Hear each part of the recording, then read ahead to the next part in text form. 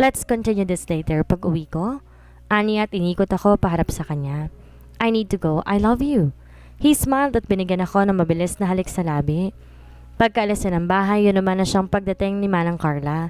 Pero hindi naman siya nagtagal sa bahay dahil may pupuntahan pa raw siya pagkatapos niyang maglinis ng bahay. Dapat po hindi na kayo dumaan dito. Kaya ko naman pong maglinis eh. Naku ma'am, ayos lang po at saka trabaho ko po na pagsilbihan kayo. Sabi naman niya. Mag-iingat po kayo ha? Sabi ko na lamang. Tumango na lamang siya at naglakad papalayo. Akmang isasarado ko ng gate nang marinig kong boses ni Lara. Anong ginagawa mo rito? At bakit di ka malang nagsabi na pupunta ka? Sunod-sunod pang tanong ko. Surprise? Hinihingal na sabi niya. Baliw ka talaga. Tara sa loob. Ani ko at tinulungan siya sa bitbit niya. Ang dami naman ng mga to. Ani ko habang isa-isang binubuksan ng mga paper bag na dala niya.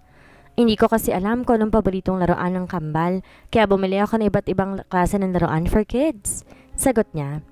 Speaking of kambal, nasan sila? Tanong niya. Upstairs. Wait, tatawagin ko muna sila. Iniwan ko muna siya saglit doon sa sala upang tawagin ang kambal.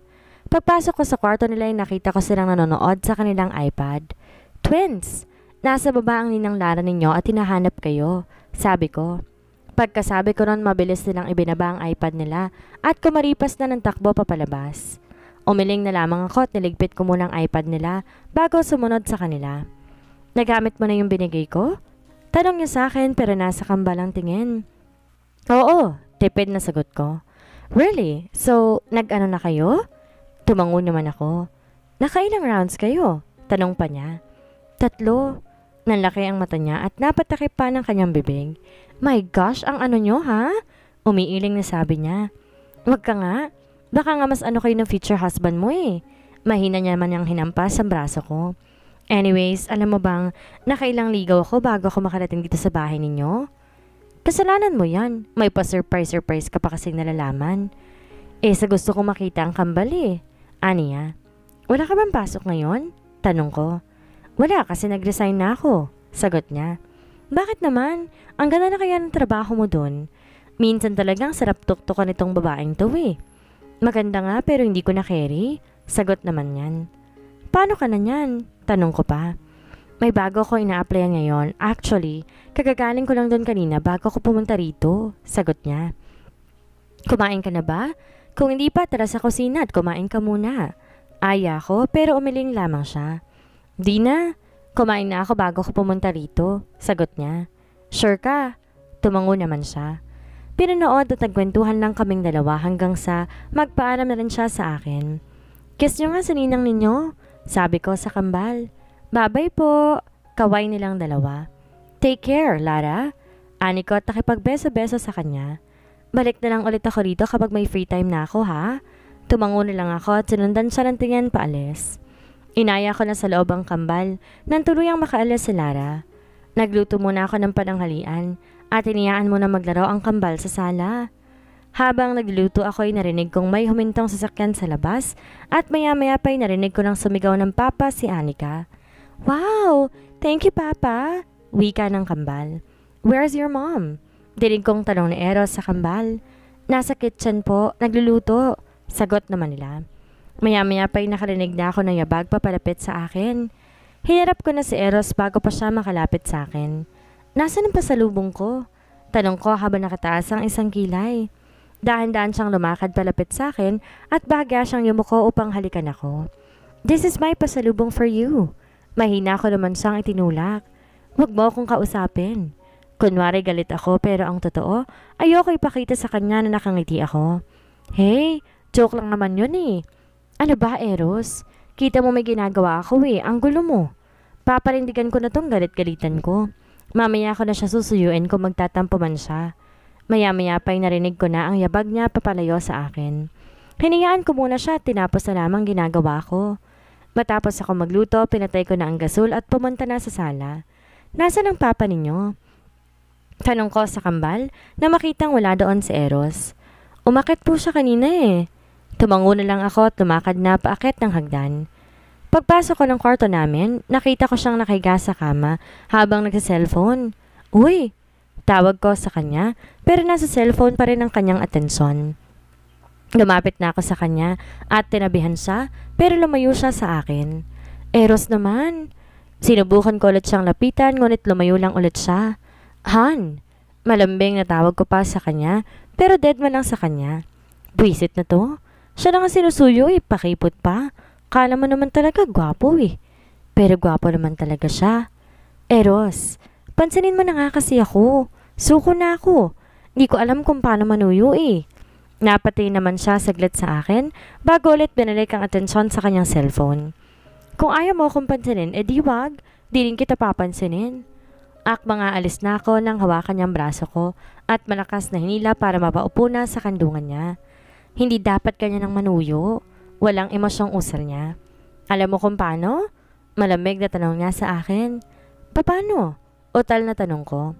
Like this. Impit ako napasigaw ng bahagya niya akong buhatin at ibinagsak sa kama. 5 segundo muna niya akong tinitigan bago niya sunggaban ng halik ang labi ko. Napapikit ako at tinugunan ng bawat halik niya. Parehas kaming naghahabol ng hininga na maghiwalay kaming dalawa sa halik. Bakit parang bitin yata? Bati na tayo? Gusto kong hampasin ang sarili ko dahil sa tanong kong iyon. You're not a kid anymore, Elena? Hindi pa. Napanguso naman ako sa naging sagot niya. Magsasalita sana ako nang bigla niya ulit ang kinin ng labi ko. Mas malalim at mas nakakalasing ang halik niya ngayon kaysa kanina. Pinagpalit ko ang posisyon namin at ako na ngayon ang nasa ibabaw niya. Dahan-dahan kong pinadaustos ang kamay ko hanggang sa makarating to sa alaga niyang kasing tigas na ng bato. Galit na siya, sabi ko habang hinihimas ang kanyang alaga. Mahinang napaungol siya. Ang sarap pakinggan kaya naman hinimas ko ng hinimas yon. Inumpisahan mo, kaya tatapusin ko. Ani at saka ko lang napansin, natanggal na niya ang pang-ibaba kong suot. Paano niya nagawa ng ganun kabilis yon? I love you so much. Kasabay nun ay ang pagpasok niya sa akin. Mabilis niya muna akong hinulikan sa labi bago umalis sa ibabaw ko. Mauna ka sa banyo at ako nang bahala dito. Usal niya. Nginitian ko na lamang siya bago pulutin ang panty at ang short ko. Mama, gutom na po kami. Nakangusong sa lubong sa akin ni Anika na makababa ako ng hagdan. Oh, I'm sorry. Yung papa nyo kasi, ang tagal ko pang sinuyo. Saad ko. Mama, ligo po ulit kami sa swimming pool ha? Paalam ni Anaya. Okay, basta mabilis lang kayo ha? Sabi ko at sabay naman silang nag-opo. Pinaganda ko rin ng pagkain si Eros na makapasok siya sa kusina. Bigla naman ako nakaramdam ng pagkailang dahil sa bawat kilos ko ay nakatitig sa akin sa Eros. Twins, bakit kaya ganito kaganda ang mama ninyo, no? Nakangising sambit niya. Kambal, hindi ba't gusto ninyong mag-swimming? Tumango naman sila. Bilisan nyo nang kumain para makapag-swimming na kayo. Tumango silang mulit saka mabilis na inubos ang kanilang pagkain. Malakas ko namang hinampas sa braso si Eros nang makaalis ang kambal. What was that for? Natatawang tanong niya. Kumain ka na nga lang dyan, pwisit ka? Irap ko sa kanya. I love you too, hon. Sinalag naman niya ang kanyang braso nang ambahan ko siya ng suntok. Okay, chill. Iniwan ko na lang siya doon at pinuntahan ng kambal sa likod ng bahay. Pinapanood ko ang kambal na naglalaro hanggang sa may maramdaman akong nakatayo sa gilid ko. Nagpatay mali siya lang ako kahit alam ko naman kung sino yon. Samahan niyo ako bukas. Kumunot naman ang noo ko pero hindi ako nagsalita. Gusto ko yung makita ni mommy. Doon na ako napatingin sa kanya. Talaga? Tumango naman siya. Matagal ko nang nasabi sa kanya ang tungkol sa inyo at matagal na rin niya akong kinukulit na makita kayo. Sagot niya sa akin, tsaka naupo sa tabi ko. So hindi naman pala ganun yung ugali ng mommy ninyo, katulad ng iniisip ko. Ang sabi kasi sa akin dati ni Erot, sobrang strict nito, kaya ini-expect kong ugali niya ay masungit. Wait, hindi ba't ang sabi mo, dinala siya sa ospital? How is she now? Sunod-sunod pang tanong ko. Okay na siya ngayon. Bukas pa pwede na siyang ilabas ng ospital. Sagot niya. Tayo ang susundo sa kanya? Tanong ko. Aha, so we ready. Sambit niya. Bukas pa yon pero bakit kinakabahan na ako ngayon? Hay, bahala na. Eros, I'm nervous. Ani ko habang nakatingin sa mataas na gusali na nasa harapan namin. Kanina pa kaming nakarating dito pero narito pa rin kami sa loob ng sasakyan. Buong buhay ko, never ko pang na-meet ang mommy ni Eros. Ngayon pa lang talaga. Napatingin naman ako sa kanya, kaya naman inawakan niya ang kamay ko. Don't be. I'm with you, kaya wag kang kakabahan. Pampalubag loob niya. Pinilit kong ngumiti, pero hindi pa rin nawawala. Kinakabahan pa rin ako. Let's go? Huminga muna ako ng malalim bago tumango. Nakasunod lang ako sa likod ng tatlo habang papunta kami sa lobby nitong ospital. Anong room number ni Amelia? Dinig kong tanong niya sa nurse. Kaano-ano po kayo ng pasyente? Tanong naman ng nurse. She's my mother. Sagot naman ni Eros. Nasa room 307 po siya. 3rd floor po. Nag-thank you kami doon sa nurse bago puntahan ang room ng mommy niya. Sumakay kami ng elevator para mas mabilis ang pagpunta namin sa 3rd floor. Kung ano-anong ginagawa sa loob ng elevator para lamang mabawasan ang kabang nararamdaman ko. Napatingin ako sa kamay ko nang maramdaman kong hinawakan yon ni Eros. I told you wag kang kakabahan hanggat kasama mo ako, aniya. Paano ba? Hindi ko naman maiwasang kabahan eh. Mas lalo lumakas ang kabog ng dibdib ko nang tumunog ang elevator. Hudyat na nakarating na kami sa floor na pupuntahan namin. Dahil hawak ni Eros ang kamay ko, nagpatiano na lamang ako sa kanya palakad. Hanggang makarating kami sa tapat ng kwarto ng mommy niya. Pagpasok namin sa loob, nakita naming hinahanda ng mga nurse ang gamit niya habang nakaupo naman siya sa hospital bed. Mom, we're here. Pangaagaw at tansyon ni Eros sa mommy niya. I am glad that you're here na. Anito at saka nalipat sa amin ang tingin nito. Oh, hi. Bali nito sa amin. Hello po. Bati ng kambal sa kanya.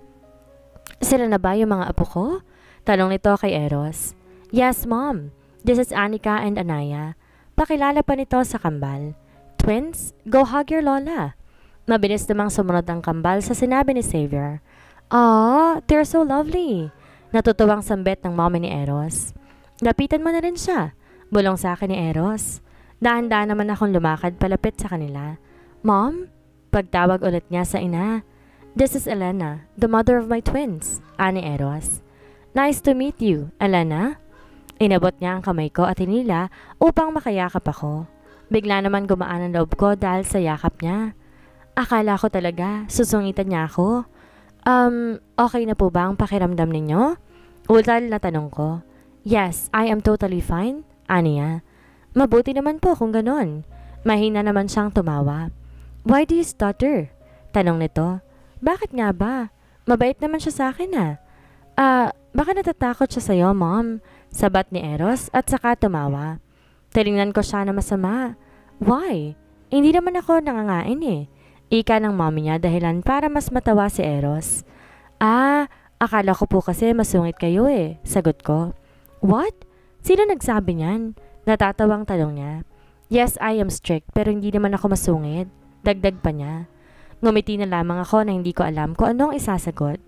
Tinatahak na namin ngayon ang daan pa uwi sa bahay ng mommy ni Eros. Nasa passenger seat pa rin ako, samantalang nasa backseat naman siya kasama ng kambal. We're here! Agad namang nagpark si Eros sa harap ng malaki at magandang bahay. Hindi ko tuloy mapigilan na hindi mamangha. Mas malaki to kumpara sa bahay ni Eros. At ako ang umaalalay sa mommy niya, samantalang siya naman ang nagdala ng mga gamit ng mommy niya. Dito na lang muna ako sa sala dahil gusto ko makipagkulitan sa magaganda kong apo. Aniya at tinawag ang kambal. Iniwan na muna sila noon sa pupuntahan ni Eros sa kusina. Ang laki po ng bahay ninyo, Lola. Dinig ko bang sambet ni Anika bago tuloy ang makapasok sa kusina. Kahit kailan talaga, napakadaldal ng anak mo. Tinabihan ko si Eros na nagbabalat ng mansanas. Sino sa kanila? Tanong niya. Si Anika. Alam naman nating parehong sobrang mahiyain si Anaya eh. Sagot ko at kumuha na rin ng kutsilyo para ako nang maghiwa ng mansanas na nabalatan niya. Ako nang magdadala nito doon. Pinista ko. Hinintay ko muna ang isang mansanas na hiniwa ni Eros bago ito tuluyang dalhin sa sala. Pagkalapag ko sa lamesa sa harap nila ay bumalik na ako kaagad sa kusina. Bakit ka bumalik dito? Don't tell me, natatakot ka pa rin kay mommy. Hinampas ko naman ang dibdib niya. Hindi na, no? Hayaan ko na muna makapag-bonding silang tatlo. Sabi ko. Is that so? Nakangising sambit niya. Oo nga. Ani ko at gusto mo maglibot? Tanong niya.